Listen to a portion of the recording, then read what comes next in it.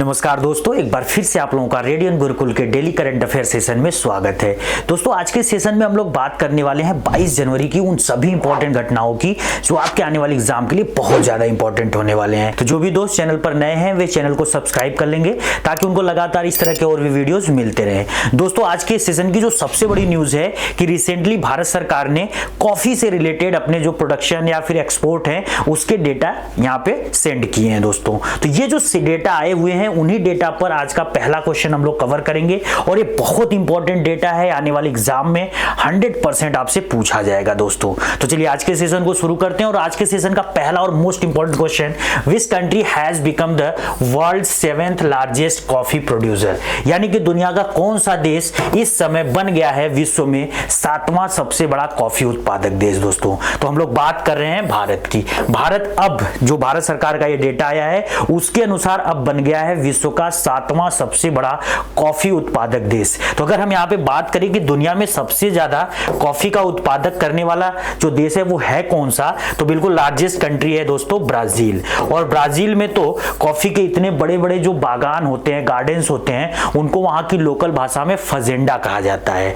साथ ही ब्राजील का एक स्पेशल पोर्ट है जो अटलांटिक महासागर के किनारे है जिसको हम कहते हैं सैंटियोस। इसको coffee port of the world के नाम से दोस्तों जाना जाता है। तो ये भी बहुत इंपॉर्टेंट न्यूज है। सैंटियोस को coffee port of the world और वहां के बड़े बड़े बागानों को फजेंडा, और इस समय दुनिया का सबसे बड़ा कॉफी प्रोड्यूसर जो कंट्री है वो ब्राजील है दोस्तों। और हमारे देश की रैंक कौन सी है? 7वीं, ये बिल्कुल याद रखिएगा।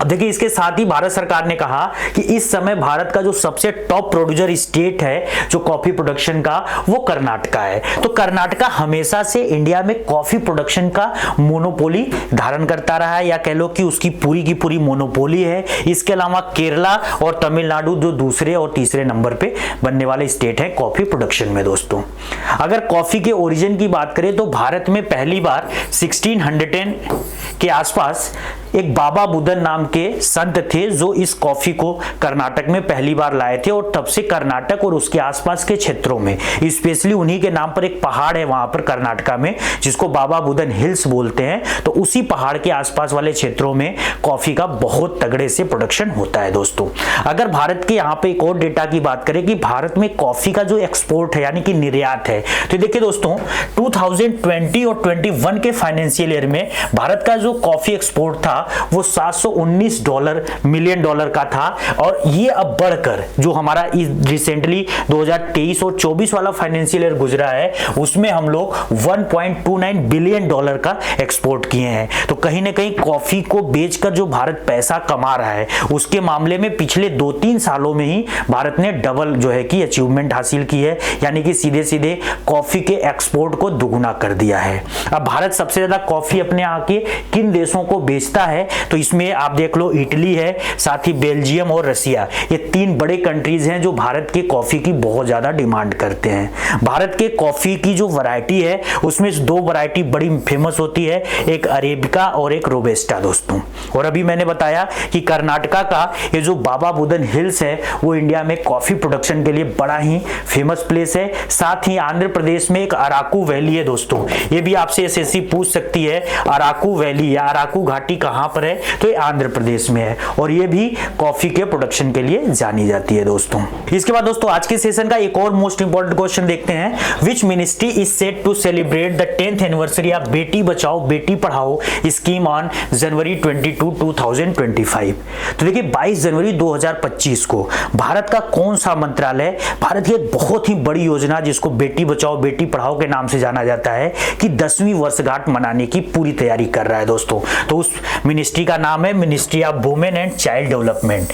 ये जो मिनिस्ट्री है महिला एवं बाल विकास मंत्रालय, ये 22 जनवरी को बेटी बचाओ बेटी पढ़ाओ योजना की 10वीं वर्षगांठ मनाएगा। दोस्तों, अब अगर इस योजना की बात करें बेटी बचाओ बेटी पढ़ाओ को, तो इसको 22 जनवरी 2015 में भारत के प्रधानमंत्री नरेंद्र मोदी के द्वारा हरियाणा के पानीपत से इनॉग्रेट किया गया था।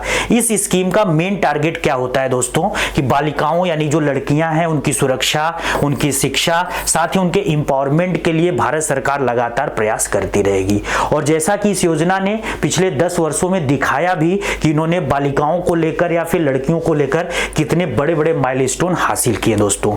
अगर अब इस इवेंट की बात करें कि जो पूरा का पूरा इस बेटी बचाओ बेटी पढ़ाओ योजना का जो समारोह होगा 10वीं वर्षगांठ का, ये कहां पर होगा, तो ये भी बिल्कुल याद रखिएगा, नई दिल्ली के विज्ञान भवन में। और यहाँ पे बड़े बड़े जो मंत्री हैं, जो महिला बाल विकास मंत्रालय है, इसके अलावा जो स्वास्थ्य मंत्रालय जेपी नड्डा हैं, वो भी यहाँ पे आएंगे दोस्तों। साथ ही ये पूरा का पूरा इवेंट कितने दिन तक चलेगा ये बहुत इंपॉर्टेंट है, क्योंकि भारत में ये जो 22 जनवरी को इवेंट स्टार्ट हो रहा है बेटी बचाओ बेटी पढ़ाओ के 10वीं वर्षगांठ होने के उपलक्ष्य में, ये 8 मार्च 2025 तक चलेगा। अब 8 मार्च 2025 को है क्या, तो वो है इंटरनेशनल वुमेन्स डे, अंतर्राष्ट्रीय महिला दिवस। तो ये 22 जनवरी से लेकर 8 मार्च यानी अंतर्राष्ट्रीय महिला दिवस तक भारत इस बार मनाने जा रहा है बेटी बचाओ बेटी पढ़ाओ योजना की 10वीं वर्षगांठ दोस्तों। चलिए आज के सेशन का एक और इंपॉर्टेंट क्वेश्चन देखते हैं दोस्तों।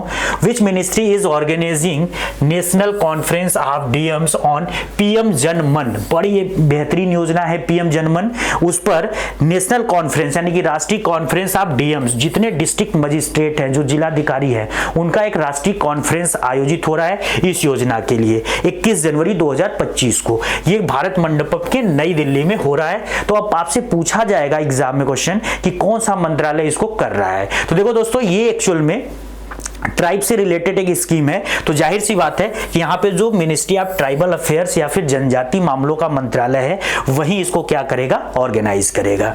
21 जनवरी को ये पूरा का पूरा जो इवेंट है भारत मंडपम जो नई दिल्ली के प्रगति मैदान पर है, वहां पर ऑर्गेनाइज किया गया। और इसमें देखिए कौन कौन रहे, तो हमारे देश के जो union minister of tribal affairs हैं, जिनका नाम क्या है, जुवाल ओरम, और साथ ही जो minister of state for tribal affairs है दुर्गा दास उइके। ये दो बड़े जो है कि मंत्री इस पूरे के पूरे कार्यक्रम में उपस्थित थे। और इस कार्यक्रम का मेन टारगेट क्या था कि जितने भी भारत के राज्यों और जिलों में ये योजना चल रही है, वहां के जिलाधिकारियों के साथ एक कॉन्फ्रेंस किया जाएगा। साथ ही उन जिलों में जो ट्राइब्स हैं उनके डेवलपमेंट के लिए और भी जो पॉसिबल स्कीम्स हो सकती हैं या फिर और भी जो पॉसिबल रास्ते हो सकते हैं, उनको खोला जाएगा दोस्तों। अब अगर बात करें पीएम जनमन की, तो इसका फुल फॉर्म होता है दोस्तों प्रधानमंत्री जनजाति आदिवासी न्याय महाअभियान। ये नाम बिल्कुल याद रखिएगा, आपसे एग्जाम में क्वेश्चन पूछा जा सकता है कि पीएम जनमन का फुल फॉर्म क्या है। तो फुल फॉर्म इसका है, एक बार फिर से सुन लीजिए, प्रधानमंत्री जनजाति आदिवासी न्याय महाअभियान। अब इस योजना को कब लॉन्च किया गया था, तो देखिए 15 नवंबर को इस योजना को लॉन्च किया गया था, 15 नवंबर 2023 को। अब भारत में 15 नवंबर क्यों फेमस है? भारत में 15 नवंबर को मनाया जाता है राष्ट्रीय जनजाति दिवस या राष्ट्रीय जनजाति गौरव दिवस, जो जनजातियों के भगवान बिरसा मुंडा की जयंती होती है दोस्तों। तो आप जितने भी इंडिया के ट्राइब्स को देखोगे, वो बिरसा मुंडा को अपना भगवान या फिर उनको पृथ्वी के पिता के रूप में कहते हैं। तो ये जो बिरसा मुंडा है, उनकी जयंती 15 नवंबर को होती है। और उसी दिन भारत सरकार ने 2023 में इस योजना को लॉन्च किया था जनजातियों के विकास के लिए। और एक बार फिर से समझिएगा, इस बार 21 जनवरी को जो भारत का जनजातीय मामलों का मंत्रालय है, वो जिलाधिकारियों का एक राष्ट्रीय कॉन्फ्रेंस कर रहा है अपने मंत्रालयों के साथ कोलैबोरेट करके, ताकि ज्यादा से ज्यादा जनजातियों का क्या हो सके, विकास हो सके दोस्तों। अब भारत में अगर बात करें इस समय की जनजातियों की सबसे ज्यादा जनसंख्या किस राज्य में है, तो मध्य प्रदेश में है। और भारत की जो सबसे बड़ी जनजाति अगर कौन सी है, यानी कि किस ट्राइब की सबसे ज्यादा जनसंख्या है, तो दोस्तों वो भील होती है। ये भील डोमिनेटली अगर आप देखो तो एमपी, राजस्थान, इन सब स्टेट में पाए जाते हैं।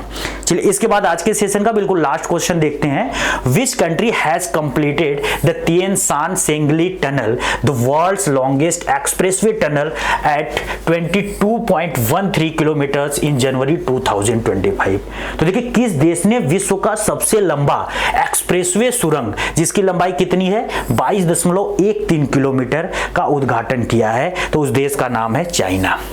अब करंट अफेयर्स के सेशन में मैंने आपको रिसेंटली एक और बड़ी न्यूज बताई थी कि चाइना दुनिया का सबसे बड़ा बांध भी बना रहा है। ऑलरेडी उसके पास ही दुनिया का सबसे बड़ा बांध है, लेकिन उसको रिप्लेस करके ब्रह्मपुत्र रिवर पर एक और वो सबसे बड़ा बांध बनाने जा रहा है। तो यहां पर अब आपको याद रखना है कि चाइना के पास आ गया है दुनिया का सबसे लंबा एक्सप्रेसवे टनल, जिसकी लंबाई 22.13 किलोमीटर है। अब इस टनल को 2020 में बनाना जाना शुरू हुआ था, और ये जो टनल है दोस्तों, पहले तो ये समझिए कि इसका जो यहाँ पर झिंजियांग उइगर स्वायत्त क्षेत्र है, ऑटोनोमस एरिया, वहां पर इसको बनाया गया है। और ये किन पर्टिकुलर प्लेसेस को कनेक्ट करेगा, तो देखिए उरुमकी यूली एक्सप्रेसवे का एक पार्ट है ये।